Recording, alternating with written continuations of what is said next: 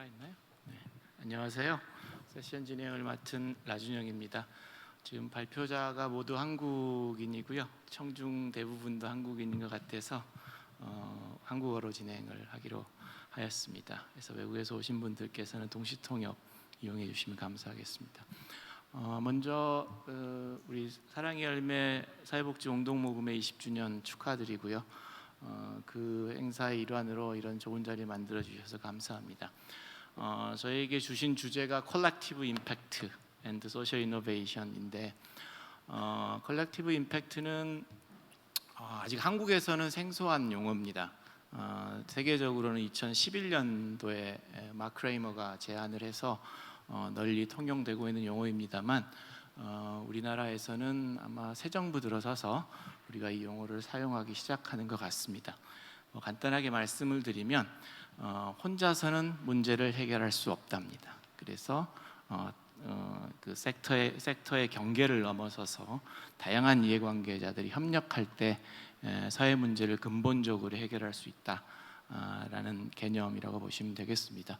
그래서 사회혁신과 관련해서는 한쪽 축에서는 기술혁신을 통한 사회혁신을 새롭게 모색하고 있고요. 한쪽에서는 이렇게 다자간 협력을 통해서 사회 문제를 규모 있게 해결하는 것을 추구합니다. 오늘은 이 주제를 다루겠습니다. 그런데 지금 준비되어 있는 그 분야가 사실은 너무 다양합니다. 그래서 소셜 서비스, 소셜 하우징, 소셜 임팩트 본드, 임팩트 인베스팅. 그래서 각 주제 하나하나가 다 세션 하나를 만들어야 될 내용인데요. 그러나 이 네 가지 서로 다른 주제들이 공유하는 것이 있습니다. 바로 컬렉티브입니다. 그 어느 하나도 혼자서 성공할 수 없는 그 주제들이고요. 그래서 이 컬렉티브라는 컨셉에 맞추어서 아마 발표를 해주실 것이고 토론도 그렇게 진행되리라고 예상을 합니다. 발표자분들 간단하게 소개해드리겠습니다. 제일 왼쪽에 그 도우누리 사회협동조합의 이사장이신 민동세 이사장이십니다. 네, 그 옆에 서울시 사회주택종합지원센터 센터장이신 남철관 센터장님이십니다. 서울 신용보증재단 상임이사 문진수입니다. 네. 다음은 디스리 주빌리 대표 이덕준 대표님이십니다. 발표와 토론 진행은 이렇게 하겠습니다. 지금 주제가 굉장히 서로 다른 주제이다 보니 한꺼번에 발표를 하고 토론하기에는 조금 부담스럽습니다. 그래서 두 분씩 나누겠습니다. 그래서 먼저 소셜 서비스하고 소셜 하우징을 발표하신 다음에 토론을 진행하고요. 그 다음에 임팩트 인베스팅, 소셜 임팩트 본드 발표를 한 후에 토론을 진행하겠습니다. 우리가 사회적 자본시장 입장에서 보면 공교롭게도 소셜 서비스하고 소셜 하우징은 디맨드 사이드입니다. 자본의 디맨드 사이드고, 그다음에 임팩트 본드와 임팩트 인베스팅은 서플라이 사이드, 공급 사이드입니다. 그래서 이런 방식으로 토론을 할 때 서로 디맨더로서, 서로는 서플라이어로서 서로에게 질문을 해보면 재밌는 토론이 되지 않을까 기대합니다. 그럼 먼저 민동세 이사장님 발표에서 시작하겠습니다. 네, 여러분 큰 박수로 맞아주시기 바랍니다.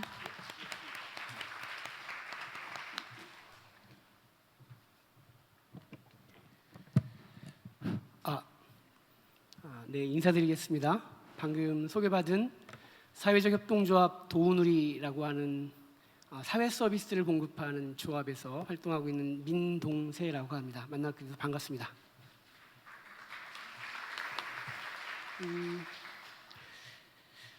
네, 라준영 교수님께서 말씀하신 것처럼 첫 번째 발표하는 사례는 서울 광진구라고 하는 지역에서 협동조합의 방식으로 사회 서비스를 공급하는 하나의 사회적 기업인데요. 이 기업이 다자간의 협업들을 좀 어떤 식으로 하고 있는지를 현재 우리 조합에서 채택하고 있는 전략을 소개하는 걸로 내용을 전달할까 합니다. 사회적 협동조합 도우누리라고 하는 이름이 낯설으신 분들이 계실 텐데요. 돕다라고 하는 우리 말과 그 세상을 예사롭게 표현하는 누리라고 하는 말을 합쳐서 도움을 나누는 세상이라고 하는 뜻으로 만든 말입니다. 그리고 현재는 상표가 출원되어 있어서 그 하나의 브랜드로 사용을 하고 있습니다. 지도에서 보시는 것처럼 서울 지역에서 광진구가 요곳입니다. 그래서 서울의 동쪽, 한강으로 치면 북쪽으로 면해 있는 그러한 주거 밀집 지역인 지역입니다.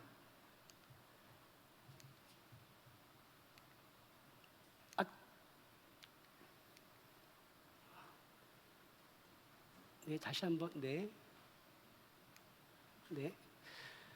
도우누리는 2001년도에 그 기초수급자나 차상위층에게 일자리를 제공하는 그러한 사회보장기관으로서의 지역자활센터로부터 시작을 했습니다.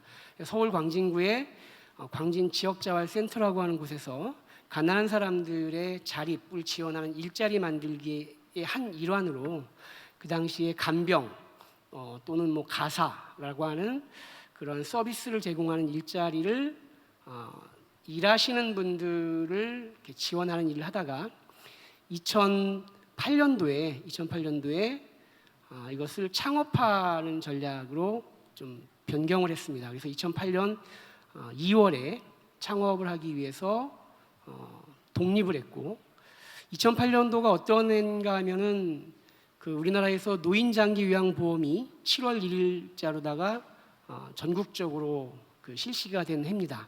그래서 이렇게 일정상으로 보면 사회 서비스가 확대되는 정책적인 환경을 좀 활용한 면도 있고요. 그래서 2008년도에 이렇게 그 자활센터라고 하는 곳에서 인큐베이팅 되던 하나의 사업단을 창업을 하게 되고 그 창업이라는 과정에서 늘푸른 돌봄센터라고 하는 작은 제가 돌봄센터를 창업하게 됐습니다. 그리고 2013년도에 이것을 이제 하나의 법인격을 취득하는 과정에서 사회적 협동조합으로 그 법인을 인가받게 됐습니다. 2013년도면은 그 협동조합 기본법이 우리나라에서 2012년 12월에 법적으로다가 발효가 됩니다. 그러고 나서 한 달 뒤에 창립총회를 했기 때문에 법이 그 입법 예고된 이후서부터 협동조합 창립을 준비했다고 보시면 될 것 같습니다. 한 1년 정도를 준비해서 2013년도에 법인격을 취득하고 그리고 그해 이제 처음으로 그동안 전통적으로 우리나라에서 사회복지 시설이라고 하면 사회복지법인이나 또는 사회복지 사업을 주목적으로 하는 사단법인들이 주되게 위탁삼을 받았는데요. 2013년 11월에 전국에서 처음으로 서울시립요양원을 도우누리가 위탁 운영하게 됩니다. 그렇게 좀 새로운 형태로다가 확대돼가는 과정들이 2013년도에 있었고요. 그 이후에 도우누리가 가지고 있는 하나의 이제 제가 서비스의 종류별로 특화시키면서 사업장들을 확대해가는 과정을 갖습니다. 그래서 광진 아동 심리발달지원센터 그리고 어린이집 이런 여러 가지 서비스를 제공하는 방식이라든가 또는 서비스 내용에 따라서 사업장들을 확대 나가는 과정들이 올해까지 이르고 있습니다. 올해가 그 도우누리가 창업을 시작하니 만 10년이 되는 해입니다. 그래서 올해에 한번 10년 동안에 도우누리가 서비스를 제공한 수, 만들어 놓은 일자리의 수 정도를 쭉 한번 통계적으로 만들어 봤는데요. 그 중에 이제 일자리에 관련된 것만 간략하게 소개하면 처음에 7명, 제가 포함돼서 7명입니다. 6명 중에서 4명은 기초수급자 차상위의 여성들이었고요. 그 7명이 2008년도에 창업을 해서 작년 12월 말 기준으로 하면 500명이 좀 넘는 그러한 일자리로 성장을 했고 이 중에서 61.5%가 사회적 기업 육성법에서 얘기하는 고용 취약계층으로 분류될 수 있습니다. 제가 이거를 잘 못하고 있는 것 같습니다. 그 사회협동조합 도우누리가 그동안 뭐 여러 활동들 속에서 다양하게 수상을 한 내역들이 있고 이 중에서 이제 특히 사회 서비스와 관련돼서 노인 돌봄 서비스라든가 아니면 사회적 바우처 제도와 관련돼서 정부 정책에 좀 유공이 되었다라고 하는 측면에서 수상된 부분들이 좀 있고요. 특히 우리는 사회 서비스의 공적인, 즉 공공재라고 하는 것을 강조하면서 또 한편으로는 사회 서비스를 공급하는 과정에서 발생되는 일자리 그리고 고용을 유지하는 것을 주된 미션으로 삼고 있습니다. 그렇기 때문에 일자리와 관련돼서 또는 사회적 기업 육성과 관련돼서의 좀 포상들이 있었고요. 이와 관련된 활동들을 우수기업으로다가 다양하게 인증을 받아왔습니다. 그럼 지금서부터 이제 말씀드리고 싶은 3가지 정도의 전략들을 말씀드리는데, 첫 번째는 정체성과 관련된 전략입니다. 도우누리는 사람이 태어나서 성장을 하고 그리고 생을 마감하는 전생애적 과정에서 필요로 하는 사회 서비스를 공급하는 협동조합을 표방하고 있습니다. 그래서 이것은 제가 발표하는 오늘 시점에서 도우누리가 채택하고 있는 전략의 내용인데요. 그 중에서 건강한 노동, 정직한 서비스, 협동과 연대라고 하는 핵심 가치를 중심에 두고 늘품돌봄센터, 아동발달센터, 그리고 중랑요양원, 데이케어 센터, 어린이집, 서울아가마지 이렇게 주로 이제 산모 신생아에 대한 서비스, 아이들, 미취학 아동, 그리고 성인들, 노인에 이르는 다양한 형태의 서비스를 제공하고 있고요. 올해 들어서는 새로운 사회 서비스로서 주거와 관련된 것, 그리고 또 다른 취약계층의 일자리를 제공하는 방식들을 고민하고 있습니다. 두 번째의 전략의 내용은 협업과 관련된 협업 전략입니다. 저희는 사회적 경제 클러스터 전략이라고 표현을 하고 있는데요. 도우누리는 사람을 돌보는 서비스를 제공합니다. 사람을 돌본다라고 하는 의미의 가장 큰 강점은 서비스를 이용하는 사람들이 조직을 신뢰해서 방키, 집안에 대한 키를 우리에게 맡기는 거죠. 다시 말해서 고객을 만나기에 굉장히 좋은 위치에 있습니다. 하지만 더 많은 사회적 경제 조직들은 고객을 만나기에 굉장히 힘듭니다. 그래서 도우누리가 제공하는 저희가 광진구에서 한 14%의 공식적인 시장 점유를 하고 있는데요. 그 고객들에게 다른 사회적 경제 조직들의 상품들을 통합적으로 전달할 수 없을까라고 하는 고민에서 시작됐습니다. 그래서 저희가 3년 차 정도에 한 5개의 사회적 기업들이 협업을 해서 주거와 관련된 돌봄, 영양 돌봄, 정서 돌봄, 그리고 이불 빨래 서비스와 같은 것들을 지금 선택적으로 선택하기도 하고 통합적으로 전달하기도 하는 그런 서비스를 전달하고 있고요. 저희 생각들은 이러한 각들을 더 많게 만드는 과정들, 다시 말해서 가정에서 필요한 모든 생활재들을 사회적 경제 조직이나 협동사회 조직들이 협업으로 제공하는 것이 가능할 거라는 생각을 가지고 진행하고 있습니다. 이것은 역시 이제 진행 중이기 때문에 어느 만큼 됐다라고 말하기는 좀 어려울 것 같습니다. 세 번째는 자본화 전략입니다. 제가 서울 광진구에서 지역운동한다고 상근한 게 올해로 25년째인데요. 처음에 상근을 시작했는데 나와보니 조그만 단체들이 다 모여서 무언가를 하는데 가장 힘든 게 뭔가 봤더니 임대료를 내는 거였습니다. 그래서 제 기억으로는 1994년 겨울 정도쯤에 한 10여 개의 단체들이 모여서 이런 상상들을 해봤습니다. 임차료를 다 모으면 우리가 좀 안정적으로 활동하는 데 도움이 되지 않을까라고 하는 고민을 했고, 그로부터 한 10여 년이 지나서 2010년도에 실제로 한 11억 정도의 돈을 모아서, 물론 그 중에서 대부분은 은행 대출에 관련된 자본이긴 하지만 자기 건강, 자기 건물을 매입을 하고 이곳에서 한 7년 정도 지역에 있는 단체들하고 함께 공간을 향유하면서 활동을 할 수 있었는데요.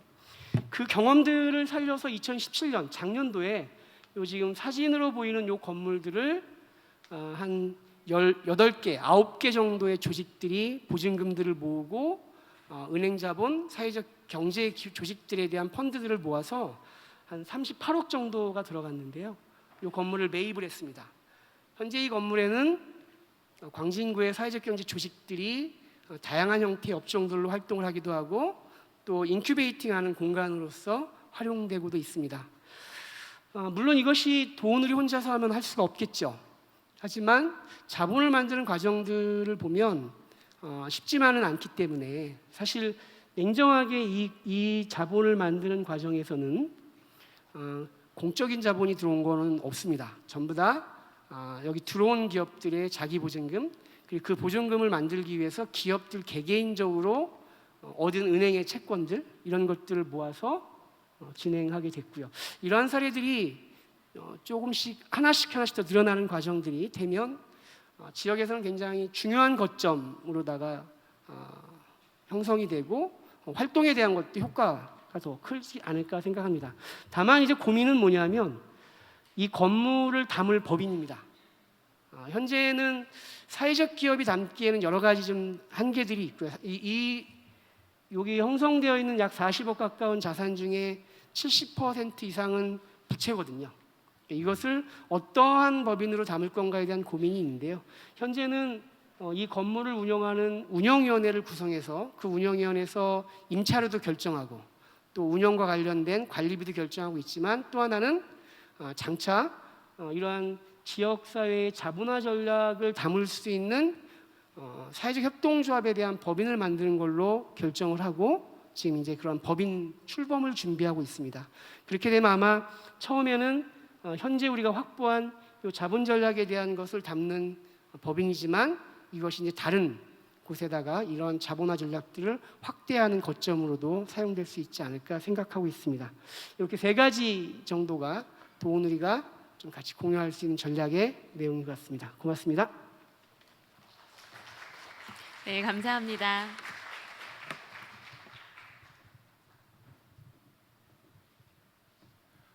네, 잘 들었습니다. 다음은 남철관 센터장님께서 소셜 하우징에 관한 발표를 해주시겠습니다. 네, 여러분 큰 박수로 맞아주시기 바랍니다. 예, 소개받은 서울시 사회주택 종합지원센터장 남철관이라고 합니다. 저는 한국의 사회주택에 대해서 말씀드리겠습니다. 한국의 사회주택은 이제 갓 걸음마 단계를 지나간 아주 어린아이다라고 전제하고 시작을 하겠습니다.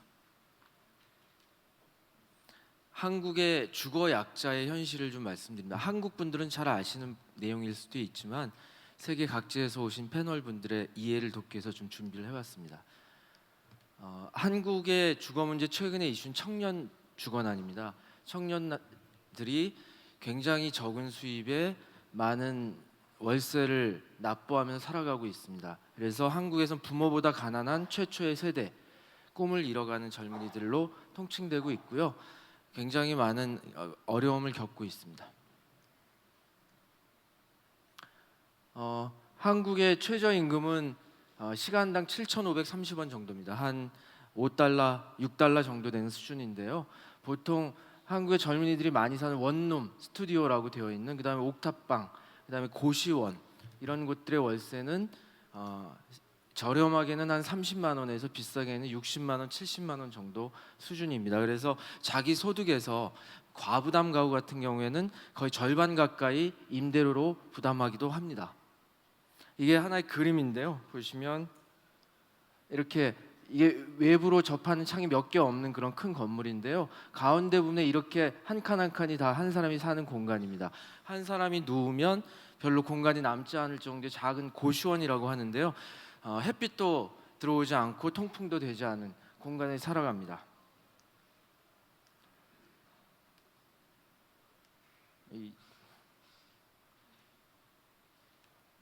네, 두 번째는 신혼 부부들의 문제인데요. 한국의 젊은이들의 출산율 혹은 결혼을 회피하는 비율이 굉장히 높아지고 있습니다. 그래서 이게 다 집 때문에 많이 야기되는 문제인데요. 결혼하지 않고 아이를 갖기 꺼려합니다.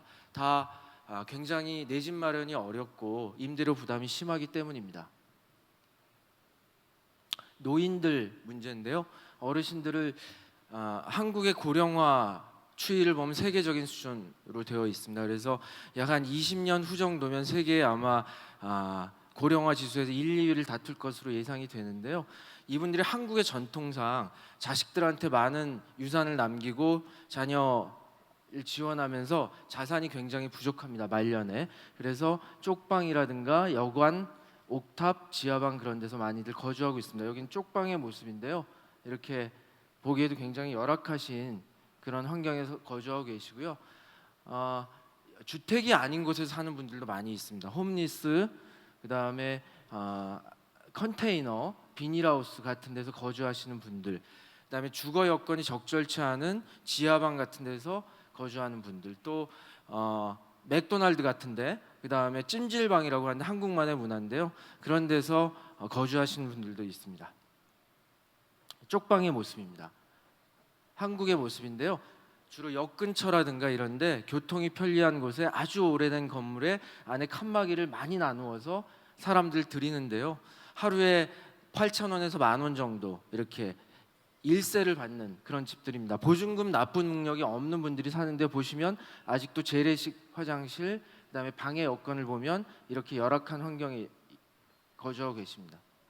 사회주택에 대해서 좀 말씀드리겠습니다.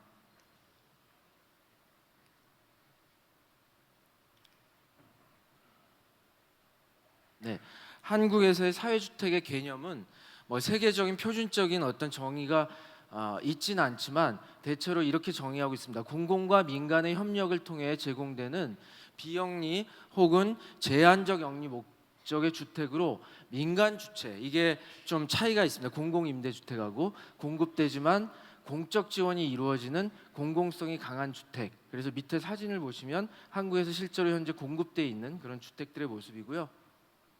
이게 등장하는 배경 중에 하나는 시민 혹은 민간 조직이 수동적인 소비자에서 생산의 주체로 등장하고 있는 현상과 무방하지 않습니다. 그래서 보시면 수동적인 소비자에서요, 기획자, 협력자, 자금 공급자, 생산자, 제공자로 협력적 경제 시대로 변하는 것과 관련이 있다, 이렇게 볼 수 있습니다. 사회주택의 장점을 좀 말씀드리면요, 저렴한 가격입니다. 참고로 한국의 사회주택은 대부분 현재 서울에 있습니다. 서울에 있는 사회주택은 시세, 주변 시세 같은 컨디션 주택의 80% 이하고요. 안정적 거주기간, 한국은 세입자의 거주기간이 2년밖에 보장이 안 됩니다. 근데 서울의 사회주택은 10년까지 보장이 됩니다. 운영의 효율성, 그러니까 거대한 조직, 공공조직이 하는 게 아니라 작은 사회적 기업, 지역 기반 조직들이 하고요. 공동체성을 굉장히 강화하기 위한 노력을 많이 합니다. 지역사회마다 수요가 틀립니다. 어떤 데는 청년 주거가 필요하고요, 어떤 데는 노인 주거가 필요합니다. 이런 거에 대해서 대응을 하고요. 생활권 단위에서 큰 규모의 아파트를 짓는 것보다는 짧은 시행 시공 기간으로 빨리 공급할 수 있습니다. 이게 나아가면 지역 기반 비영리 혹은 사회적 경제 조직을 활성화하거나 고용을 창출할 수 있고요. 이를 통해서 지역 활성화, 영국 같은 곳에서도 도시재생 사업에서 이런 사회주택 건설 사업이 모태가 되는 경우들을 많이 봐왔습니다. 세계적으로. 사회주택의 다양한 요소인데요. 이게 넘어가는 게 좀 이상하네요. 네, 함께 누리는 공간과 커뮤니티가 있습니다. 그러니까 윗집, 아랫집, 옆집하고 통성명도 하지 않고 살아가는 우리나라의 공동주택 문화하고 굉장히 다른데요. 이렇게 공동의 취미 활동도 하고 한 달에 한 번씩 이렇게 입주자 전체가 모여서 우리 주택을 어떻게 함께 더불어 살아갈 것인가, 이런 치킨 반상의 그런 것도 합니다. 자생적으로 운영하고 있습니다. 대부분. 그래서 자기네들이 규칙을 세워서 이렇게 규칙대로 같이 청소도 하고 식사도 가끔 같이 만들어 먹는 그런 생활을 합니다. 일상적인 주택 관리나 임대 관리가 또 자생적으로 이루어지는 경우가 있는데요. 여긴 이런 낡은 주택이 어떻게 사회주택으로 변환하는가를 볼 수가 있고요. 이렇게 보시면 이 모습이 되고요. 이렇게 변하는 모습을 볼 수 있습니다. 그러니까 이걸 보여드리는 이유는 주택 품질적인 측면에서도 우리가 편견을 가질 수 있는데 사회주택은 굉장히 열악할 것이다 볼 수 있지만 그렇지 않다는 겁니다. 한국 사회주택의 현황과 과제를 말씀드리겠습니다. 오늘 주제가 아무래도 컬렉티브 임팩트이기 때문에 민간 협력을 중심으로 말씀을 드리고자 합니다. 한국 사회주택의 효시라고 불리는데요. 모카 마을이라는 곳입니다. 그러니까 집단 강제 철거당한 철거민들이 힘을 모아서 지은 주택이고요. 이게 이미 벌써 한 40년 정도 경과돼서 지금 재건축을 준비하고 있습니다. 이때만 하더라도 어떤 사회주택이라는 걸 체계적으로 할 수 없었고요. 강제 철거에 대한 어떤 주민운동의 반응으로서 약간의 사례가 있었던 그런 시절이 있었습니다. 근데 현대적으로 이제 진화를 거듭하면서 대표적인 사례인데요. 코어 하우징 주택이라는 것들이 등장해서 소통이 있어 행복한 주택 만들기라고 하는 조직에서 이런 공동체 주택을 짓습니다. 이렇게 마당에서 함께 어울리고요. 이런 걸 벌써 10개 동을, 이 조직만 10개 동을 공급을 하였습니다. 네, 한 가족을 이루는 거죠. 51명이 거주하고 있는 주택인데 한국의 명절날 이렇게 모여서 서로 세배하고 이웃집, 옆집에 이모가 되어주고 삼촌이 되어주는 그런 문화를 가지고 있습니다. 민간 공동체 운동의 역사와 약간 개를 같이 하는 측면이 있다는 설명을 드리고 있습니다. 최근에는 보면 공공사회주택 정책이 나오기 시작했습니다. 그래서 서울시, 전주시, 그다음에 이번에 또 새로운 지방자치단체에서 사회주택 공급을 시작하겠다는 공약을 내놓고 있습니다. 그 배경으로는 민간에서 아까 보여드렸던 이런 많은 실천 경험이 조금 축적된 게 있고요. 민간 협력의 활성화, 그다음에 해외에서는 이제 거대 공기업이 이런 공공주택을 공급하기보다는 민간이 공급한다라고 하는 어떤 인식의 전환이 좀 있었습니다. 또 하나는 아파트 형식으로 대규모로 집을 지을 수 있는 그런 택지가 많이 고갈돼 있다. 한국에서 그런 배경도 있습니다. 민간의 움직임입니다. 다양한 사회주택 공급 조직이 등장했는데요. 사회적 주택, 협동조합, 비영리법인들이 등장해서 사회주택 사업을 진행하고 있습니다. 이제 3년이 됐습니다. 3년 동안 총 약 700호 정도가 공급이 되고 있습니다. 이런 조직도 약 58개 회원사를 가지고 있고요.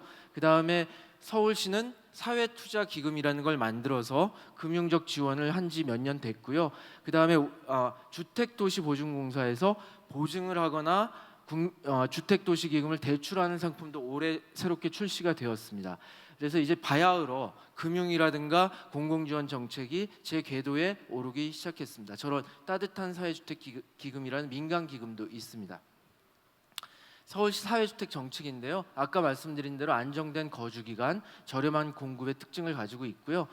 그 유형으로 토지 임대부 사회주택이라는 게 있습니다. 공공에서 토지를 매입해서 민간의 사회적 기업 등에게 건설할 기회를 부여하고 민간은 거기 건설하고 시세의 80% 이하로 공급하는 그런 주택입니다. 보시는 것처럼 굉장히 깔끔하고 새 집이라고 볼 수 있습니다. 리모델링형 사회주택입니다. 기존의 상가라든가 낡은 주택들을 민간이 임차해서 공공의 공사비 지원 일부를 받고 융자받아서 새로운 모습으로 탈바꿈시키는데요. 네, 이게 평면의 변화입니다. 이렇게 아까 고시원 모습처럼 되어 있던 집들이 이렇게 훨씬 더 쾌적하고 많은 공유 공간을 갖추고 있는 쾌적한 환경으로 변화합니다. 주로 청년들이 쉐어하우스 형태로 거주하고 있습니다. 협동조합형 사회주택입니다. 개인이 출자를 통해서 공동으로 주택을 소유하고 개별적으로 이용하는 주택이고요. 1인 1표로 중요한 의사결정을 합니다. 아까 말씀드렸던 소행주, 그 다음에 함께주택이라고 하는 조직들이 많이 공급을 하고 있습니다.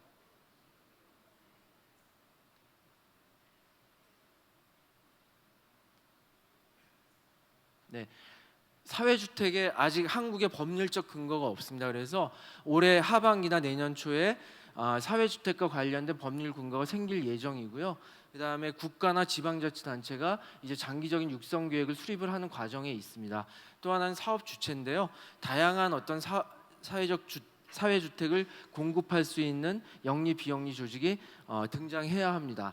마지막으로는 민간 주도성 강한데요. 아직은 토지를 공급한다거나 융자한다거나 이런 면에서 공공의 주도성이 강한데 앞으로는 민간의 주도성이 점점 더 강화해야 되는 그런 과제를 갖고 있습니다. 이상으로 발표를 마치겠습니다. 네, 감사합니다. 다음 연사분을 모시기 전에 이번에는 조금은 특별하게 진행을 해볼까 합니다. 두 강연을 들은 후 먼저 패널 토의를 진행하도록 하겠습니다. 앞서 나눠드렸던 질문지를 패널 토론이 진행되는 동안 저희가 수거를 하여서 패널 토론이 끝난 후 제가 선별된 질문을 대신해서 하도록 하겠습니다. 그럼 패널 토의를 진행해 주실 나준영 교수님을 모시겠습니다. 여러분 큰 박수로 환영해 주시기 바랍니다. 지금 주어진 토론 시간이 한 10여 분 내외인 것 같아요. 이 주제에 대해서. 그래서 진행을 일단 다른 발표자분께서 한두 분이 질문에 답을 주시고요. 그리고 또 뭐 재질문은 할 수 있습니다. 그리고 제가 필요에 따라서 제가 준비한 질문을 드리는 식으로 진행을 하겠습니다. 그러면 먼저 그 사회 서비스에 대해서 저 질문을 좀 해보시면 좋을 것 같습니다. 네. 이덕준 대표, 예. 윤진수 이사장님, 네. 그 우리 저 민동수 이사장님한테 이제 여쭤보고 싶은 거는 그 38억 자산 매입하실 때 그 이제 외부 자금 없이 자조기금으로 만드셨 아마 이유가 있으실 것 같아요. 이게 특히 이제 민간 쪽이야 뭐 당연히 이제 뭐 담보라든가 이런 조건들이 붙었을 거고. 근데 이제 퍼블릭 그 공공 영역 쪽의 자금을 특별히 안 쓰신 이유가 뭔지 궁금하고요. 그다음에 이후에 만약에 그래서 이쪽 그 이제 공적 영역에 대한 자금 흐름을 어떻게 하는 게 좋을지에 대한 의견도 좀 주시면 좋겠습니다. 아, 네. 그 안 쓴 게 아니라 못 쓴 거지요. 그 사실 현재 우리 그 건물을 자본화하고 소유하는 과정에는 하나하나 뜯어보면 지금 말씀하신 공적인 자금들이 많이 들어와 있습니다. 이렇게 찢어져서 안 보이는 거죠. 다만 이제 이것을 만약에 하나의 큰 덩치로다가 자금을 조달하려면 이 조달하기 위한 장치가 필요한 건데 그게 아직까지 이제 마련이 되어 있지 않은 거라고 보시면 좋을 것 같고요. 두 번째는 그 현재 그 서울에서 하고 있는 사회주택에 관련된 그 자금 조달 이외에는 이렇게 큰 자금의 조달이 없습니다. 이렇게 얻을 수 있는 것이. 두 번째는 현재 그 예를 들어서 그 사회적 기금이나 이런 또는 사회적 경제와 관련된 자본 조달의 내용이 한편으로 보면 일반 시중은행의 부동산 담보보다 비율이 높습니다. 그러니까 굳이 그걸 쓸 이유가 없는 거죠. 그래서 이런 몇 가지 좀 아주 좀 세부적인 게 아직까지 좀 설계가 조금 덜 갖춰졌다라는 좀 생각이 들고요. 그 말씀하신 것처럼 이후에 설계가 된다면 당연히 쓸 기회나 내용이 주어지면 그걸로 이 자산 자체를 바꾸는 것이 저는 장기적으로 안정적이다라고 생각을 하고 있습니다. 그래서 지금도 특히 이제 사회적 경제나 사회금융과 관련된 부분들에 있어서는 사회 서비스 분야도 자본 조달이 굉장히 필요하다라고 하는 얘기를 많이 피력하고 다니고 있습니다. 혹시 뭐 네. 저도 이사장님께 질문 하나 드리고 그 전에 남 센터장님께 그 사회주택에 대해서 너무 발표 잘 들었고요. 제일 마지막에 그 민간 주도 부분을 더 확장해야 된다고 하셨는데 잠깐 이제 뭐 그 토지 공급 측면에서 민간을 잠깐 언급하셨는데 그 외에도 좀 더 그 부분을 보충 설명해 주시면 좋겠습니다. 그러니까 그 민간의 주도성을 확장한다라는 것이 어떤 의미인지 그 좀 부탁드리고 이제 그 민 이사장님께는 그 사회 서비스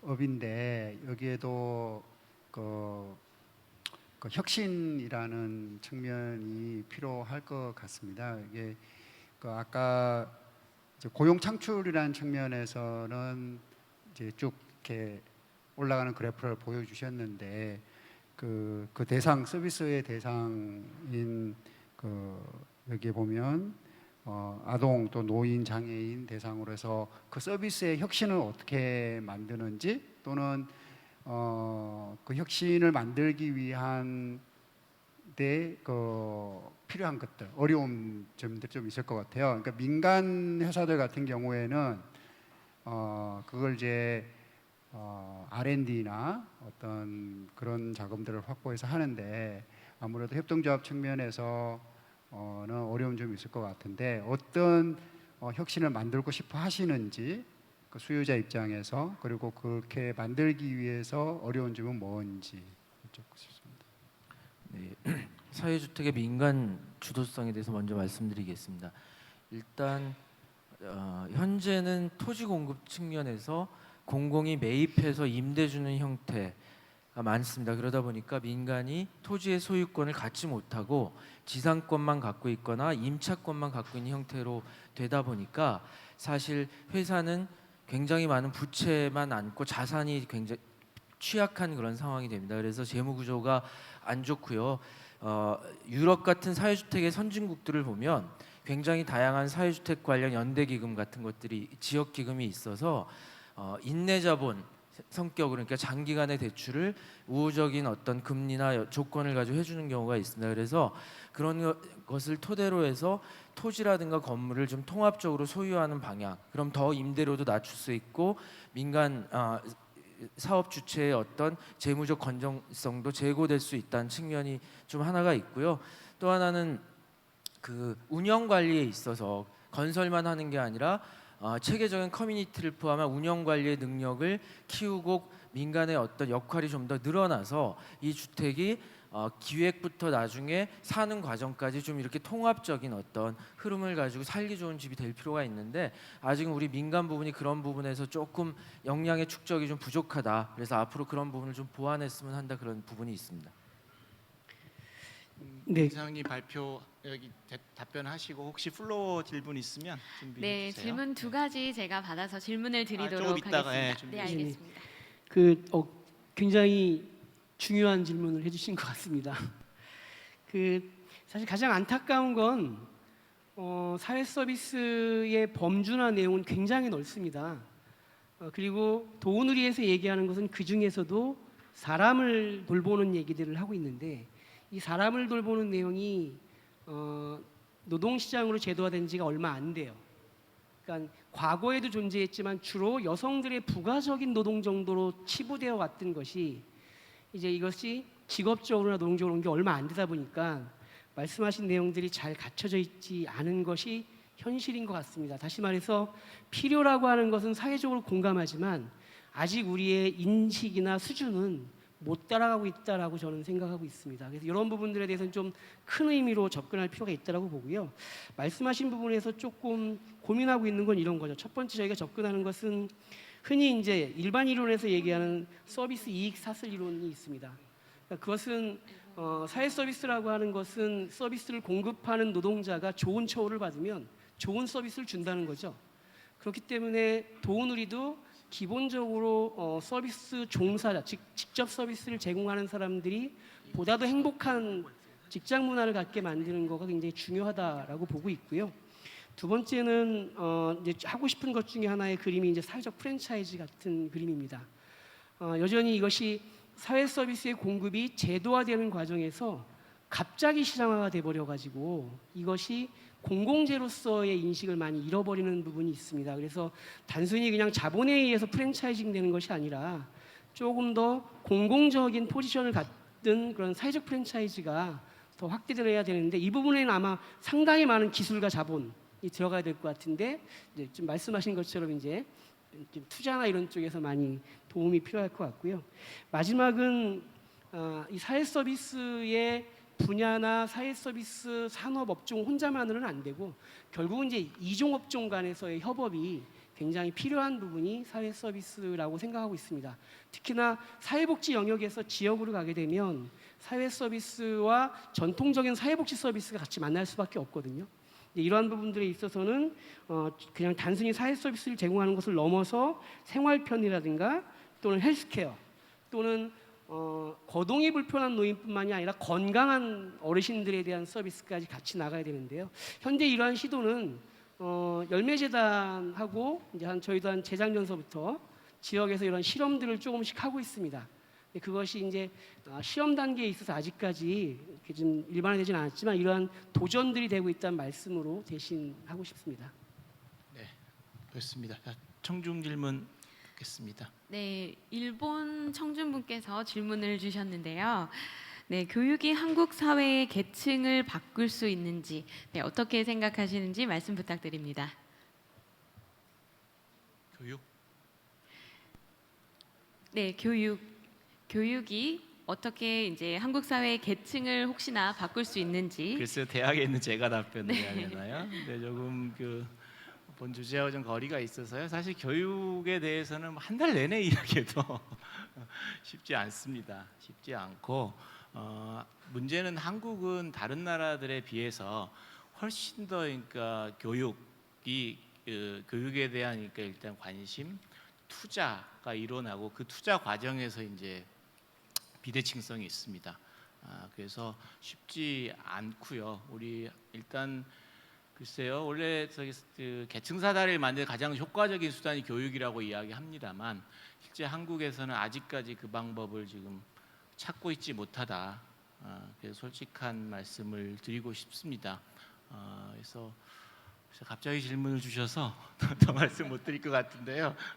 그 대답은 이 정도로 하고요. 다음 네. 질문은 뭐죠? 네, 한 가지 질문 더 드리겠습니다. 혹시 시민사회 영역의 조직화와 구체적인 활동을 위해 일반 시민들을 어떻게 참여시켜야 하는지 견해 있으시면 말씀 부탁드리겠습니다. 이것도 쉽지 않고요. 생략하겠습니다. 답변이.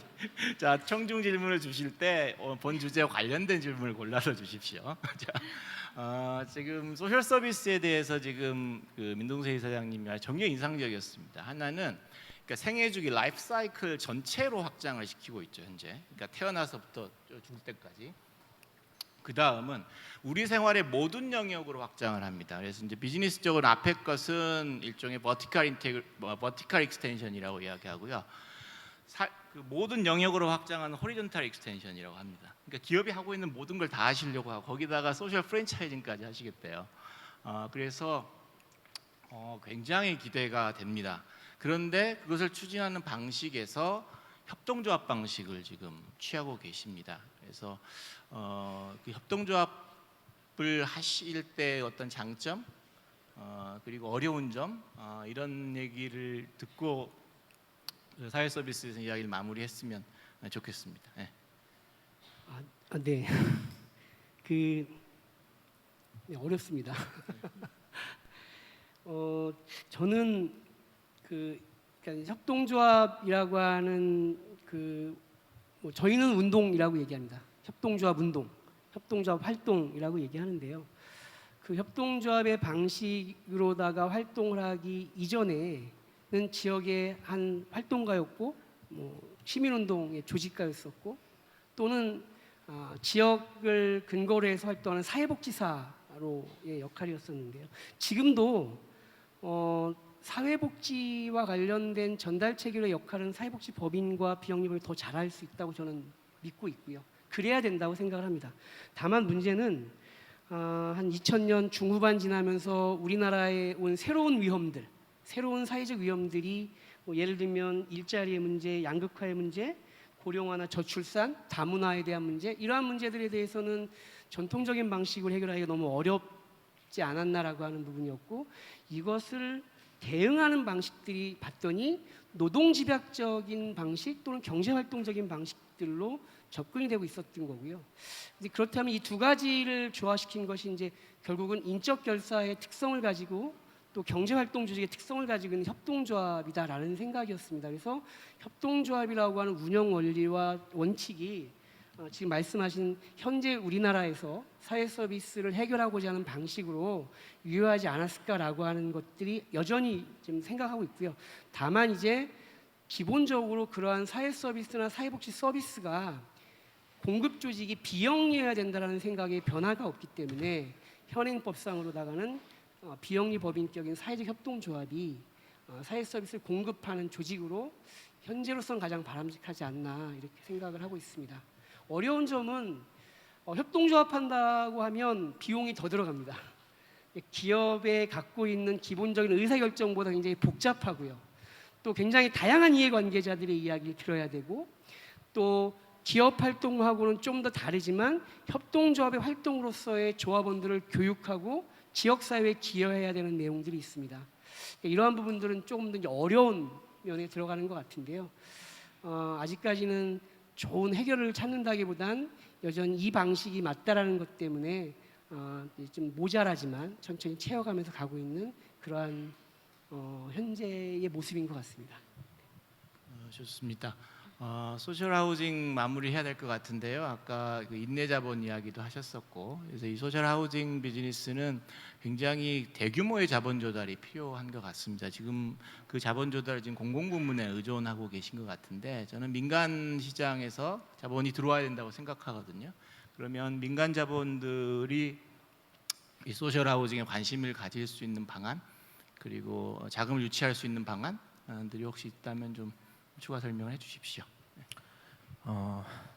민간 기금이 전혀 없는 건 아닙니다. 제가 속해 있는 비영리 법인에서 한 60억 정도 기업의 후원을 받아서 따뜻한 사회주택 기금이라는 걸 운영을 하고 있습니다. 그러니까 공공기금보다 오히려 더 유리한 조건에 더 낮은 금리에 이렇게 대출을 해드리고 있는데요. 아직은 전체 그 자금 수에 비해서 굉장히 미약한 것뿐이고요.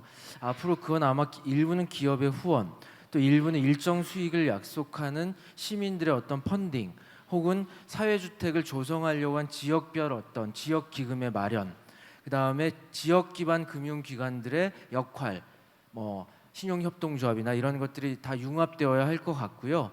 다만 이제 이게 인내자본이라고 표현드린 거는 이게 낮은 수익의 사업이기 때문에 저렴한 임대료에 분양 전환을 하지 않는 것 때문에 가치 실현이 굉장히 어렵습니다. 그래서 그런 표현을 해드렸던 거고요. 또 하나는 투자입니다. 이 사업을 하는 좋은 착한 조직들이 대부분 역사가 짧고 자본 능력이 취약합니다. 거기다 아까 말씀드렸던 사업 구조 때문에 점점 더 부채가 쌓이다 보니까 금융 지원을 받기가 어려운 상황들이 내몰리고 있습니다. 그래서 일종의 소셜 벤처, 가치를 지향하는 이런 개념으로 봐서 좋은 투자가 들어와서 자본의 구조를 좀 좋게 만들어주는 그런 방식도 미래지향적 어떤 이 기업의 가치를 보고 해주는 것들도 앞으로는 좀 활성화되어야 하는데, 그런 측면에서 국토교통부의 뭐 모태펀드 혹은 가치금융 이런 새로운 어떤 분야에서 기존의 일방적인 융자 방식에서 새로운 투자 방식 기법들을 좀 개발할 필요가 있다, 이렇게 보여집니다. 네, 수고하셨습니다. 이제 남은 시간이 한 20-30분 정도 있는데요. 자연스럽게 발표 시간이 줄여야 될 것 같습니다. 그래서 나머지 두 분께서 짧게 발표를 해주시고, 그리고 이미 금융과 투자에 대한 이야기들이 지금 거론되어 왔기 때문에 그 연장선에서 논의를 계속 이어가면 될 것 같습니다. 그럼 문진수 이사장님께서 소셜 임팩트 본드에 대해서 발표해 주시겠습니다. 네, 여러분 큰 박수로 맞아주시기 바랍니다. 네, 반갑습니다. 방금 소개받은 문진수입니다. 이걸 넘겨야 되나요? 네. 그 소셜 임팩트 본드 사회혁신 채권이라고 이제 번역되기도 하고, 사실은 이제 사회성과 연계 채권이라는 말로 더 많이 쓰입니다.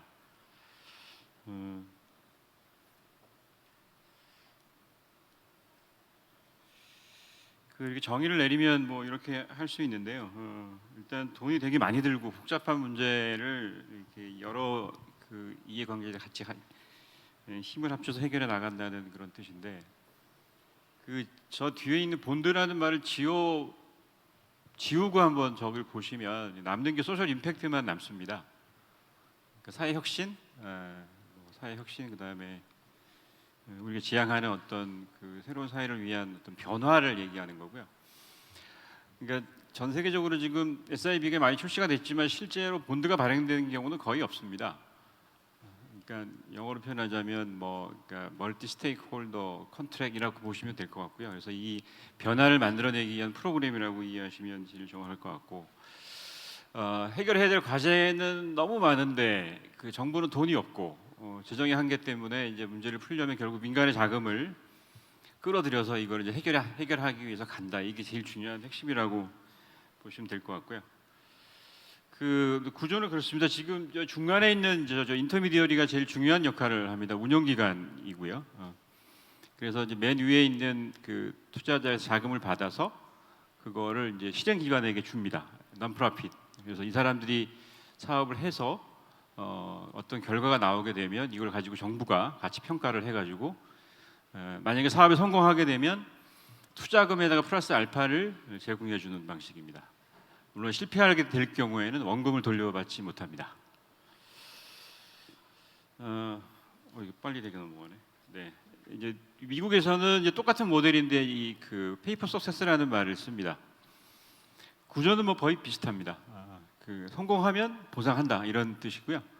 그 왼쪽에 보시면 이제 그 페이어, 그러니까 투자자들이 쭉 보이실 텐데요. 민간 기업, 그다음에 금융기관, 또 자선단체, 정부, 이렇게 네 가지의 그 주체들이 실제로 지금 사업에 참여하고 있고, 그래서 다양한 투자가 지금 이제 이루어지고 있습니다. 그 저쪽에 보시는 이게 2010년도에 영국에 있는 피터볼에서 처음 SIB 1호가 출시된 이후에 지금 이제 글로벌하게 보면은 숫자가 굉장히 빠르게 지금 증가하고 있습니다. 전통적인 복지 영역을 포함해서 아동, 범죄, 청년, 환경, 기타 등등 전 분야에 걸쳐 지금 SIB가 활성화되고 있고요. 지금 이제 한 108개 정도가 런칭이 됐고 한 4억 불 정도가 현재 투자가 됐습니다. 미국의 경우도 보면 저기 지금 그 유타주에 지금 하고 있는 SIB가 지금 이 행사 주관한 유나이트 웨이에서 실제로 참여하시는 프로젝트고요. 참고로 미국의 SIB 1호는 뉴욕시티에서 처음 시작했습니다. 그러니까 영국의 피터버럼을 똑같이 시작을 했는데 결과는 조금 달랐습니다. 우리나라 지금 공식적으로 2개가 지금 런칭돼 있습니다. 하나는 서울시, 하나는 경기도입니다. 서울시의 경우를 말씀드리면 이렇습니다. 지금 그 경계선지능 아동이라고 해서 우리가 이제 정상적인 지능을 갖고 있는 사람의 IQ가 85입니다. 그리고 지능 지수가 70 이하인 분을 지적장애라고 보통 부릅니다. 그래서 70 이하면 복지 혜택을 받습니다. 그런데 71부터 84까지는 아무 혜택이 없습니다. 그래서 이분들이 경계선에 있는 분들이죠. 그래서 그들을 방치하게 될 경우에는 잘 아시겠지만 이제 상당수 분이 수급 혜택을 받으셔야 되고, 그다음에 국가는 어마어마한 이제 비용을 지급하게 되는 거죠. 이 문제를 이제 원천적으로 해결하기 위해서는 예방적 성격의 이분들 정상적인 활동이 가능한 분들을 이제 가리키는 교육이 필요하고요. 그래서 지금 100명을 대상으로 해서 이제 2016년 8월에 시작을 했는데 아직 이게 3년짜리 프로젝트라 아직 결과는 안 나왔습니다. 그래서 지금 밑에 보시면 이제 한 11억 정도 투자가 됐고요. 경기도에서는 지금 그러니까 해본 프로젝트라고 해서 지금 실제로 좀 수급 받으시는 분들의 탈수급을 목표로 프로젝트를 지금 하고 있습니다. 그래서 참여자의 막 20%가 중위소득의 43% 이상을 1년간 유지하게 되면 성공한 것으로 본다. 그러니까 이런 기준들이 좀 생소하실 텐데요. 실제로 프로젝트 이후에 어떤 것을 성공한 것으로 할 것인가에 대한 이제 판단에 따라서 원금이 지급되기도 하고 원금을 돌려받을 수도 없기 때문에 같이 모여서 이제 이 어떤 성공 조건에 대한 것들 같이 정합니다. 가장 민감한 부위이기도 하고요. SIB가 성공하려면 뭐 다양한 요소가 되게 이제 필요한데요. 일단 이제 투입 사이드에서는 정부 의지가 일단 제일 중요합니다. 그리고 우리나라에서 가장 어려운 게 바로 이 자금 조달입니다. 투자자가 없습니다. 그래서 아무리 좋은 취지를 가지고 있어도 일단 민간의 자금을 끌어들이는데 굉장히 한계가 있고요. 그다음에 이제 산출 성과 측면에서는 이게 사업이 진행이 되려면 이제 측정 가능해야 됩니다. 사업 성과를 객관적으로 측정할 수 있는 성과 지표 또 이것들이 굉장히 중요하기 때문에요. 한국적 맥락에서 제가 생각하는 SIB 과제는 일단 5가지 정도가 있습니다. 일단 거시적으로는 일단 이 법 제도적 환경이 지금 만들어져야 됩니다. 그래서 공공에서 이 사업을 참여하려고 하더라도 법적 근거가 없기 때문에 굉장히 어렵고요. 뭐 사회투자 시장이 만들어져야 되고, 그다음에 이제 평가 보상 방법이 필요하고, 근데 미시적으로 사실은 아까 말씀드린 것처럼 이 어떻게 자본을 이쪽으로 끌어들일 것인가가 가장 중요한 핵심이라고 보시면 되는데요. SIB 사업은 굉장히 이제 잘 되면 원금 플러스 알파를 돌려받지만 실패하면 원금 손실의 위험성이 있기 때문에 민간 투자자들이 굳이 이걸 해야 될 동기를 못 느끼고 있는 게 사실입니다. 그래서 이제 제가 이제 제안하는 게 이제 이것부터 말씀드리면 이게 이제 기본적으로 사회적 금융을 할 때 제일 중요하게 이제 다루는 게 뭐냐면 이 필란드로피 이제 민간에서 이제 기부 그다음에 이제 에코티 자본으로서 이제 민간 투자가 있는데 정부가 일정 정도의 자금을 먼저 마중물로 내놓고 그래서 이 마중물의 쓰임새가 뭐냐면 민간 투자에서 이루어지는 리스크를 이쪽으로 이전시켜 버리는 겁니다. 그래서 위험한 요소를 정부가 떠안음으로써 투자가 이루어질 수 있도록 해주는 그야말로 이제 촉매 자본의 역할을 해주는 거거든요. 그러니까 이제 SIB 사업을 구조화시킬 때 민간 투자자들이 어려워하는 그 원금 손실에 대한 부분들을 이쪽으로 같이 나누어서 리스크를 쉐어하는 구조로 설계해 주는 게 가장 중요하다고 생각이 듭니다. 그래서 저게 뭐 기금의 형태일 수도 있고 다 좋은데요. 저게 이루어지지 않으면 한국적 맥락에서는 제가 보기에 SIB 사업은 굉장히 어려울 거다라고 보고 있고, 이건 되게 여러 통로로 말씀을 좀 드리고 있는 중이고요. 또 우리나라가 또 재밌는 게 뭐냐면 법은 또 굉장히 빨리 만듭니다. 그 이제 미국에서 이제 연방법 SIB 연방법이 2018년도에 만들어졌는데 지금 국회에서 지금 이 법 제정 관련된 얘기가 지금 진행이 되고 있습니다. 정부에서는 행안부에서 1년 전부터 작업을 준비를 해왔고요. 그래서 지금 뭐 이제 조만간 아마 이게 또 드러나게 될 텐데 SIB 사업이 이제 공공 영역으로 들어가 버린다는 것이 무엇이냐? 이게 제도권 안으로 편입되었을 때 생길 수 있는 몇 가지 위험들이 좀 있습니다. 그러니까 이거는 자본시장법상의 사실 채권이라고 보기는 어렵거든요. 제가 아까 말씀드린 게 뭐 일종의 사회계약의 형태를 가지고 있기 때문에. 근데 이게 채권이 되게 될 경우에는 여러 가지 법적 제약들이 따릅니다. 그래서 좀 어려움이 좀 있고요. 결론적으로 말씀드리면 일단 이 SIB 사업의 가장 중요한 거는 에코시스템인 것 같습니다. 어떻게 생태계를 조성할 것인가. 그래서 사실 말이 좋아서 협치지 협치가 굉장히 어렵지 않습니까? 그러니까 이 다양한 이해관계자들 서로 생각이 다른 사람들이 같이 모여서 그 공동의 목표를 수립한다는 것은 사실 난이도가 있는 일이기 때문에 어떻게 하든지 이 사람들이 같이 이 그라운드에서 놀 수 있는 환경을 만들어주는 게 제가 보기에는 가장 중요하고요. 그래서 다른 사람의 신발에 발을 넣어보는 이런 훈련들이 일정 기간 동안 축적이 돼야 된다라고 저는 봅니다. 정부에서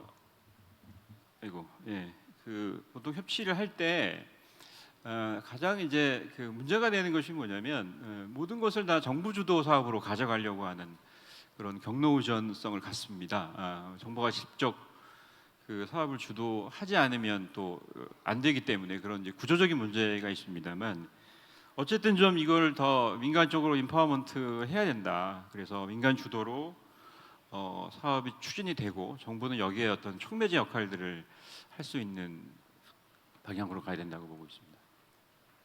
고맙습니다. 네, 감사합니다. 여러분 큰 박수 부탁드립니다. 다음 이덕준 대표님. 네. 네, 여러분 환영의 박수 부탁드리겠습니다. Please welcome him with a big round of applause. 네, 반갑습니다. 저는 오늘 그 DAF라는 쪽을 한번 소개를 해드리겠습니다. Donor Advised Fund라고 합니다. 우리말로 기부자 조언 펀드라고 할까요? 그러니까 펀드인데요. 그러니까 펀드인데 제가 저는 2011년부터 이제 임팩트 투자라는 것을 하고 있습니다. 지난 5년 동안 캘리포니아에 있었는데요. 작년에 들어왔어요. 근데 제가 그 임팩트 투자를 하면서 우리나라하고 미국하고 이렇게 좀 이렇게 비교해 보면서 우리나라에서도 임팩트 투자를 얘기 많이 하는데 이게 좀 빠진 게 뭘까?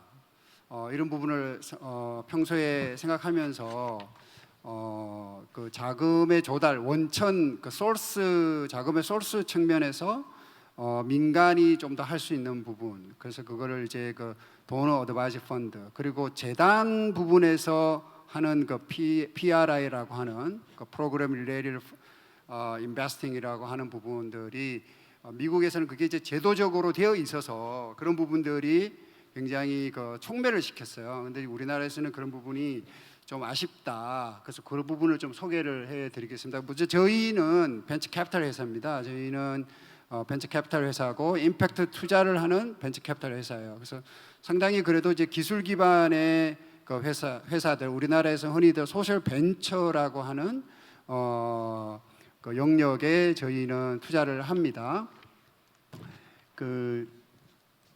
근데 이제 오늘 주제가 우리가 그 컬렉티브 임팩트니까 오늘은 그 임팩트 투자하고 필란트로피하고 그 사이에서 좀 서로 좀 이렇게 커넥트를 좀 해보고 싶습니다.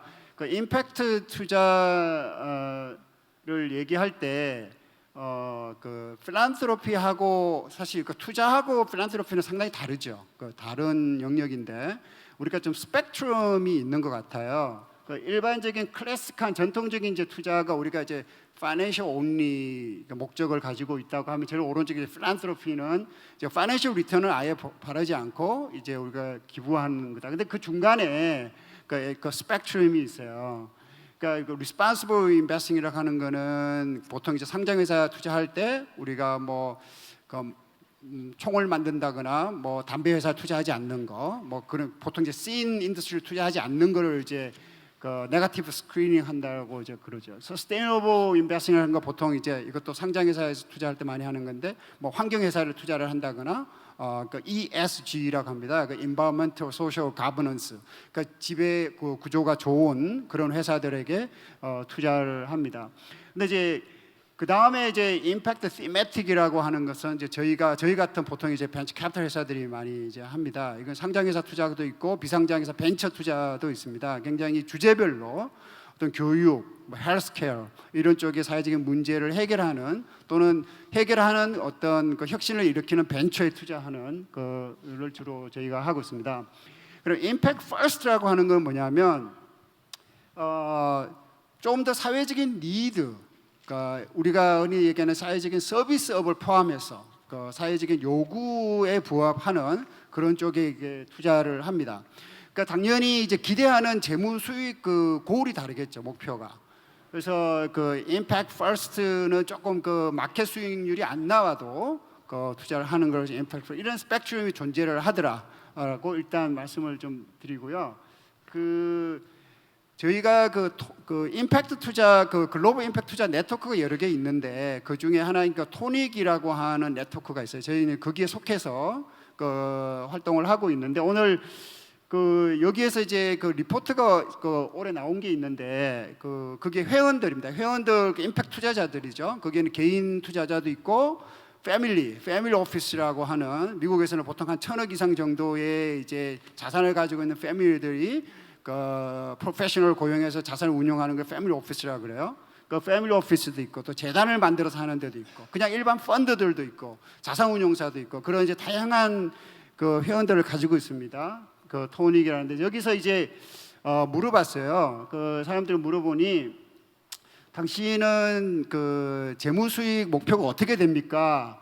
라고 했더니 한 15% 정도는 나는 임팩트 투자지만 상당히 나는 그 마켓 일반 펀드와 비슷한 재무 수익을 추구합니다라고 얘기를 하고 20 몇 프로인가요? 왼쪽에 있는 거는 이제 서버 커머셜 레이트를 추구한다.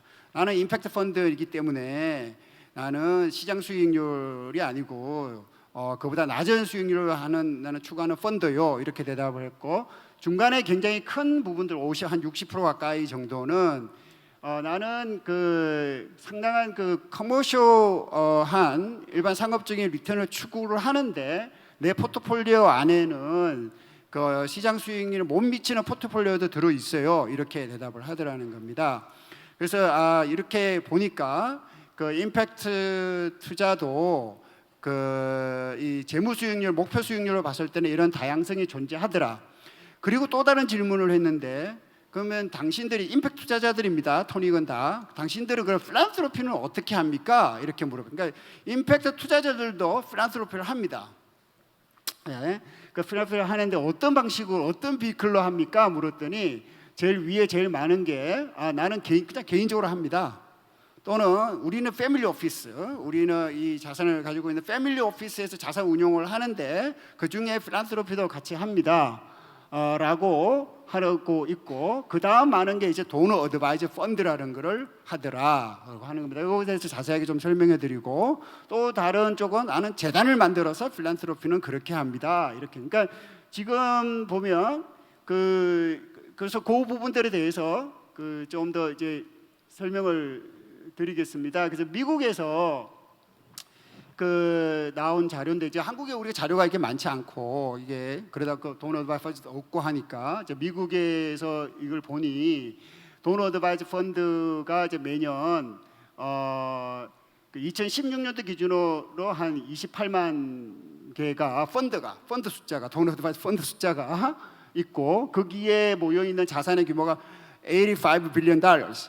약 90조 이상 우리나라 한화로 90조 달러 이상이 거기에 있고 거기에서 기부를 하는 금액이 16 빌리언 달러스. 약 20조 가까이 기부가 매년 나가는 거예요. 예. 그러니까 돈 어드바이저 펀드라는 거는 개인이 그러니까 보통 이제 안 그러면 밑에는 이제 재단입니다. 재단하고도 이제 비교를 했습니다. 이제 재단만큼은 아니지만 아직 전체 규모가 굉장히 빠르게 성장을 하고 있고 특히 그랜트 규모로 보면은 돈 어드바이저 펀드를 통해서 하는 게 많습니다. 이제 돈이 많은 사람은 내가 뭐 1,000억을 가지고 2,000억 가지고 있으면은 재단을 만들죠. 보통 내 재단을 만들어서 나는 내 이름을 건 재단을 만들어서 이렇게 이제 합니다. 근데 예를 들어서 개인 같은 경우에 나는 1년에 300만 원씩 나는 기부하고 싶은데 이걸 좀 더 체계적으로 하고 싶다. 내가 생각하는 임팩트 영역에 나는 계속 기부를 하고 싶고 그렇게 하고 싶다. 그럼 재단을 만드는 데는 굉장히 많은 비용이 들어요. 관리 인력도 들고. 근데 이제 그거를 돈 어드바이저 펀드라는 게 중간 관리자예요. 그래서 그거를 당신이 생각하는 그 어떤 중요하게 생각하는 영역이 어디입니까? 그렇게 추천을 이제 서로 의견을 조율을 해서 이거를 그 돈 어드바이저 펀드가 그 대상, 그러니까 채리터블 오거나이제이션에 기부를 하기도 하고 때로는 투자를 하기도 하고 그렇게 합니다. 그래서 그런 펀드가 지금 이제 굉장히 빠르게 성장을 하더라고 하는 거고요. 그 미국에서 이제 그 보니까 그 이제 재단들이 그러니까 그 아까 말씀드린 대로 임팩트 투자에 있어서 이제 재단의 역할과 민간에서는 적어도 재단의 역할과 이제 개인의 역할이 이제 굉장히 이제 큽니다. 그러니까 그 재단이 재단은 그 미국에서 그 5% payout requirement라는 게 있어요. 이게 뭐 미국에서 오신 분들은 이미 너무 잘 아시겠지만은 이게 우리나라의 이제 재단을 룰링하는 가버닝하는 거하고 굉장히 다른 거예요. 그 우리나라에서는 이제 재단의 비영리 재단을 만들면 가능한 한 이제 이 원금 보존의 룰이 있어요. 그러니까 누가 이거 원금을 제대로 안 지키고 까먹게 되면은 신의성실에 그 위반이 되기 때문에 굉장히 안전한 곳에 넣어서 요즘 같은 이자율 한 1% 받아서 그걸로 뭐 장학재단을 만들어도 그걸로 이자를 받아서 이제 장학금을 줍니다.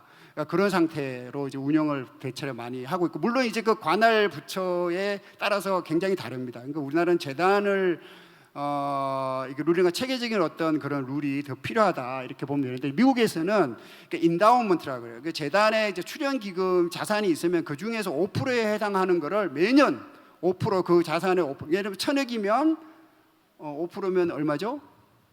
50억을 매년 그 채리터블 기부를 하든지 기부를 해야 돼요. 매년.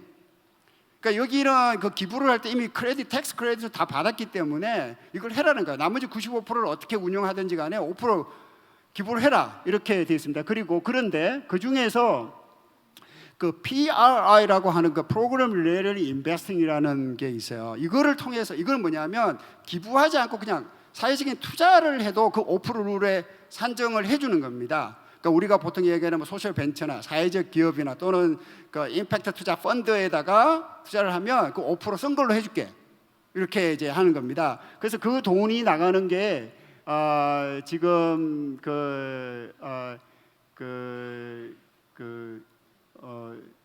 전체 이제 그 미국 재단의 그 이 총 자산이 800조래요. 그러니까 그 800조 중에 한 2% 정도가 그 PRI하고 MRI도 설명해 드릴 건데 그 회사 2%가 나갑니다.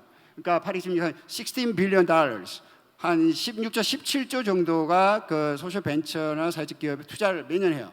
그러니까 그 정도 규모를 그것도 지금 미국에서는 작다고 생각하는 거예요. 그러니까 미국에서는 어떻게 하면은 프라이빗 캐피탈, 프라이빗 그 필란트로픽 그 캐피탈을 어떻게 하면은 이노베이션 우리 사회가 필요로 하는 어떤 이노베이션을 만드는 그 엔터프라이즈에, 벤처에 또는 그냥 소셜 엔터프라이즈에 넣을까를 고민을 많이 하는 거죠. 우리나라에서는 보통 이제 이런 거를 어떻게 하면 정부에서 보조세를 더 만들까 뭐 이런 것부터 이제 굉장히 고민을 많이 하는데, 이제 미국에서는 좀 다른 방식으로 하더라.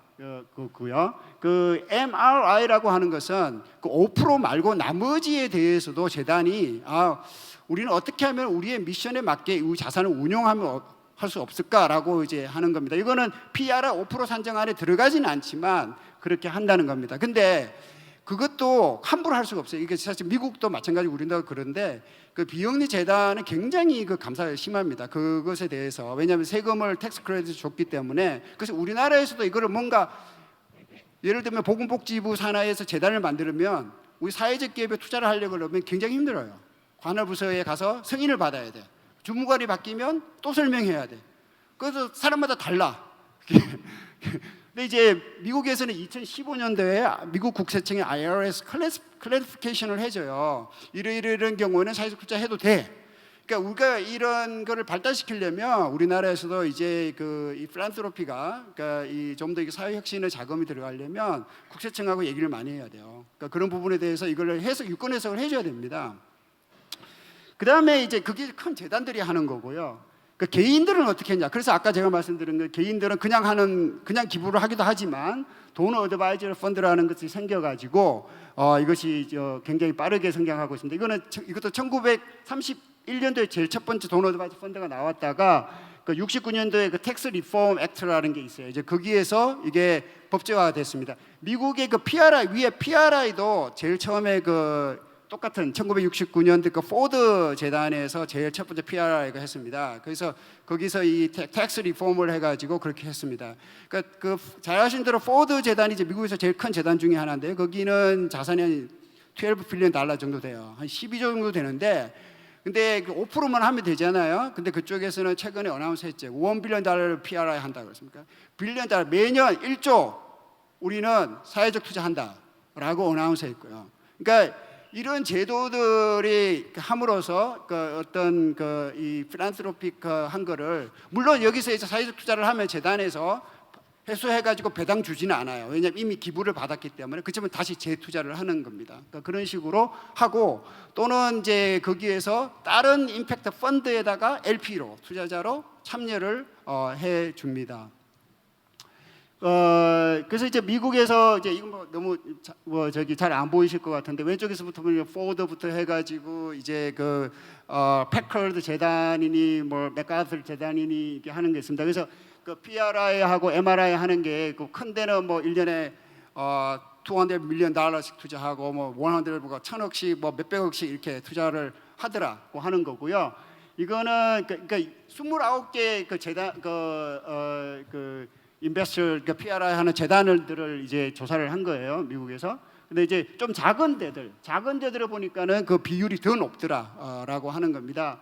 요건 그래서 이제 지금 전체적으로 이렇게 진한 색깔들은 이 DAF가 늘어가고 있는 규모고요. 거기에서 기부를 하는 겁니다. 받아서 기부로 나간 거고, 조금 연한 파란색은 전체적으로 DAF의 어떤 자산의 정가치를 보고, 이거 마지막 슬라이드인데요. 그래서 DAF를 하는 펀드가 미국은 굉장히 많아요. 굉장히 많아요. 아까 보신 것처럼 수십만 개인데, 그 중에서 이제 대표적인 데가 하나가 임팩트 아셋에서 운영하는 기빙 펀드라고 하는 게 있어요. 그러니까 이게 그 구조입니다. 그러니까 개인이 돈을 기빙 펀드, 그래서 임팩트 아셋에서 이 펀드 매니저죠. 펀드 매니저를 임팩트 펀드를 운영하는 매니저입니다. 그래서 여기서는 기부를 받아가지고 이 채리티블 오거나이제이션에 주든지 또는 인베스트먼트 옵션을 제시를 합니다. 그래서 제시를 해가지고 어떤 임팩트 펀드에 당신을 이렇게 하고 싶으냐. 그리고 이 기빙 펀드가 기부자들에 대해서는 텍스 리시트나 이런 걸 다 끊어주고 임팩트 리포트도 공급해주고 굉장히 체계적으로 관리를 해주더라고 하는 겁니다. 그래서 이게 필란트로피도 좀 더 시스템하게, 좀 더 전략적으로 할 수 있는 인프라, 그래서 우리가 그 필란트로피도 좀 더 그렇게 될 필요가 있고, 그 임팩트 투자 섹터 측면에서도 보면은 저희도 그 이 자금의 소스 측면을 그냥 우리가 뭐 파이낸셜 인베스터에서 가져오고 정부에서 가져오는 한계가 있잖아요. 그래서 이 필란트로픽하게 오는 그 필란트로픽 캐피탈을 어떻게 하면 그 임팩트 투자로 이렇게 연결할 수 있으면은 좋겠다. 예, 이런 측면에서 소개를 해드렸습니다. 이상입니다. 네, 수고하셨습니다. 지금 예정된 시간이 지났는데요. 이게 발표자의 마음하고 머더레이터의 마음이 다른 것 같습니다. 그래서 시간 압박을 제가 많이 받고 있었는데요. 아무튼 다행히 우리 식사 시간이 많이 남았기 때문에 조금만 더 하겠습니다. 그래서 진행을 좀 쉽게 하기 위해서 이 발표자분들 중에 두 분이 질문해 주시는데, 이 소셜 서비스는 소셜 임팩트 본드와 관련이 많습니다. 그다음에 소셜 하우징은 임팩트 인베스팅과 관련이 많거든요. 그래서 발표자 두 분께서 질문 한번 해주시고, 시간이 없으니까 제가 몇 가지 말씀드리고 클로징 하도록 하겠습니다. 네. 네, 그 문진수 상임이사님 말씀 잘 들었습니다. 그 제가 활동하고 있는 사회적협동조합 도우누리가 그 처음에 이제 이 SIB 서울시에 산다고 해서 굉장히 관심 있게 봤었어요. 그리고 또 우리가 하고자 하는 사회적인 어떤 편익이나 이런 것이 결국 성과로 계측이 되면 여기서 얘기하는 것처럼 그런 사회적인 성과에 대한 보상들이 굉장히 좋은 이러한 프로그램이 되겠다라고 해서 굉장히 관심을 있게 봤는데, 막상 가보면 그렇게 이제 할 만한 게 별로 없는 거죠. 그래서 조금 이제 제가 드리고 싶은 질문은 이런 겁니다. 첫 번째는 예를 들면 제가 굉장히 안타까운 것 중에 하나가 사회 서비스하고 IT 업종하고 결합을 하자라고 얘기를 하면 어떤 결론이 나오냐면, 과학기술자들이 이미 검증된 기술을 가지다가 사회 서비스에 어떻게 활용해 볼까, 이 정도만 생각하시는 것 같아요. 근데 그게 아니라 실제 사회 서비스를 공급하는 과정에서 필요한 IT를 찾아서 이제 주체 정도가 이렇게 바뀌어 버리는 느낌인데, 이 SIB가 그런 느낌인 거예요. 뭐냐면 사회 서비스를 직접 수행하면서 성과를 내고자 하는 조직에게 그러한 그 뒤에 본드가 어떻게 붙어서 도움이 될 거냐, 이렇게 얘기가 돼야 되는데, 막상 설명회 이런 데 가보면 니네 뭘 성과를 낼 건데를 자꾸 물어요. 근데 이제 이거는 접근하기 굉장히 어렵거든요. 그래서 아주 이제 그러한 것들을 접근하기 어렵게 하는 가장 큰 이유 중에 또 하나는 뭐냐면, 무언가 아이디어를 찾아도 굉장히 단기간으로 설계되는 거예요. 이게 사실 우리 같은 사회 서비스 하는 종사자들은 한 30년 정도 설계했으면 좋겠거든요. 근데 이걸 맨날 뭐 1년, 2년 이렇게 하니까 과연 이것을 어떤 사회 성과라고 얘기했을까라고 하는, 이걸 좀 장기적 설계가 가능한지에 대한 궁금한 거 하나 하고요. 또 하나 아까 말씀하시면서 정부, 그러니까 민간 투자자가 없다라고 말씀하시는데, 그 말씀도 맞지만 또 하나는 이게 사회혁신본드라고 얘기하면서 정부 사이드는 사회혁신적이지 않은 것 같아요. 이게 좀 더 정부도 하던 방식을 바꿔야 되는데, 하던 방식은 그대로 하면서 이런 프로그램만 따오는 것 같은 이런 느낌이 들어서 잘 매칭이 안 되는데, 그럼 이때 필요한 게 뭔가 보면 지금 이제 문진수 상임이사님 같은, 사실 이 SIB를 설계하는 사람이 굉장히 중요할 것 같은데, 그분들에 대한 어떤 인재를 양성하거나 이런 방식은 좀 뭔가 계획적으로 접근할 수 있는 거가 있는 건지. 왜냐하면 그런 설계하는 분들이 우리 사회 서비스 현장을 잘 이해하면 더 좋은 설계가 나올 것 같다는 생각이 들어가지고요. 이렇게 두 가지를 좀 질문드리고 싶습니다. 네, 거의 뭐 내셔널 아젠다에 준하는 어마무시한 질문을 주셨기 때문에 그 기본적으로 일단 그 행정에서 그 어떤 사업을 설계할 때 매우 단기적입니다. 단기적일 수밖에 없고요. 우리는 영미 같은 선진 국가가 아닙니다. 그 정권이 바뀌어도 그 정권의 그 기존 정권의 아젠다들이 계승돼서 발전되는 구조로 절대로 갈 수 없다고 생각하고 있고요. 그러니까 당연히 단기 설계하죠. 그 안에 성과를 내야 되고, SIB는 기본적으로 5년 이상의 굉장히 롱텀을 가지고 가야 되는 흐름입니다. 그래서 100% 맞는 말씀이고요. 근데 한계가 되게 많은 것 같습니다. 일단 두 번째 질문은 그렇죠. 그 아까 제가 협치 말씀 잠깐 드렸는데 정말 이종 교배가 안 되는구나. 되게 어렵다. 그리고 다른 섹터에 있는 분들을 만나면 상대방이 무슨 얘기하는지 일단 잘 못 알아들어요. 적어도 사람들이 모여서 뭔가 어떤 목표를 추진하려면 저는 제일 처음에 언어를 통일하는 게 되게 중요하다고 생각하거든요. 근데 못 알아듣습니다. 그러니까 맥락의 차이를 잘 몰라요. 그렇기 때문에 상당한 시간이 좀 필요하다고 생각이 들고요. 처음에 이제 사회적 금융이 소개되고 나서 정부에서 이제 인터미디어리를 막 키우고 인터미디어리를 막 엄청 얘기했어요. 사회적 금융기관 찾아야 되고 뭐. 근데 보니까 전부 다 체리 피킹을 하고 있는 거예요. 그러니까 체리 피킹이 뭐냐, 뛰어난 애들한테 이게 몰아주는 거거든요. 그리고 육성의 관점이 없어요. 그러니까 이 떡잎들을 키우는 작업이 이루어져야 된다. 근데 그거는 어디에 계획서에 포함되어 있지 않습니다.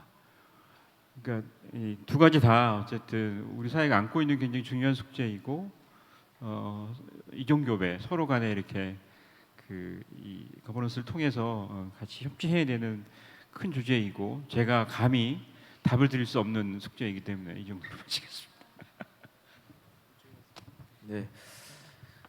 사회주택 사업 같은 경우 일반 소셜 벤처하고 틀려서 뭐라 그럴까, 사업의 유입 혹은 유출이 뻔하거든요. 그러니까 유입이라고 하는 건 이제 임대료 수입이라든가 커뮤니티 공간 같은 것에서 일부 어떤 사업 수익 같은 거 얻을 수 있겠죠. 뭐 마을 카페를 할 수도 있고요. 뭐 거기서 도서관을 할 수도 있겠죠. 유출은 이제 융자받은 금액이라든가 뭐 이런 부분은 이제 원리금 상환으로 이루어져 있는데 어떻게 보면 굉장히 안정적일 수도 있지만 또 높은 수익을 기대하기가 어려운 사업적 구조를 가지고 있는데요. 이런 상황에서 투자가 만약에 구상된다라고 하면 어떤 방식의 투자가 이루어질 수 있고 이런 사업 주체는 뭘 준비해야 될지 아직 뭐 한국 사회에 그런 게 없으니까 가령 예를 들어서 아까 임팩트 퍼스트 같은 경우에는 마켓 수준은 안 나와도 그런 이익이 안 나와서 사회적 가치 초점을 맞춰 투자하는 뭐 이런 설명도 해주셔서 이제 그런 방법에 대해서 좀 여쭤보고자 합니다. 네, 실제로 아까 말씀드렸던 돈 어드바이스 펀드 같은 경우에는 투자 대상이 그런 사회주택에서 발행하는 채권이나 또는 SIB 쪽으로도 많이 해요. 그런 쪽으로 되면은 보통 이제 우리나라에서는 예를 들면 뭐 연 한 3%, 4% 정도의 기대 수익률을 가지고 공급해 줄 수 있는 그 좋죠. 저희가 지금 운영하고 있는 펀드는 그런 펀드는 아니에요. 저희는 상당히 하이 그로스 위주의 벤처를 투자를 하는 펀드입니다. 임팩트 펀드지만 그렇지만 저희도 일부는 서버 마켓 포트폴리오를 투자를 하려고 해요. 지금도 사회주택 같은 거 저희가 보려고 합니다. 그렇지만 저희 같은 펀드에서는 들어갈 수 있는 한계가 있겠죠. 그러니까 모든 이게 이 대상 업체하고 이 파이낸싱은 서로가 피트해야 되거든요. 서로 맞아야 돼요. 이게 리스크 어워드가 굉장히 맞아야 되는데 그런 측면에서 저희는 조금 이 서버 마켓이면서 굉장히 소셜리 임팩티브한 어떤 작업에 투자해 줄 수 있는 비클의 개발, 그런 인터미디어의 개발, 그런 시장의 개발 이 굉장히 필요하죠. 우리나라에서는. 근데 우리나라에서는 지금까지 그런 자본 시장을 개발하거나 해본 게 없어요. 경험이 없어요. 굉장히 예를 들면 4~5% 목표 수익률을 가지고 운영해 본 어떤 인터미디어리나 그거를 서스테이너블하게, 그러니까 낮아도 괜찮아요. 낮아도 괜찮은데 그 기대 수익률이 그걸 서스테이너블하게 운영을 해본 컨셉도 별로 없고 경험이 없어요. 그걸 쌓아야 돼요.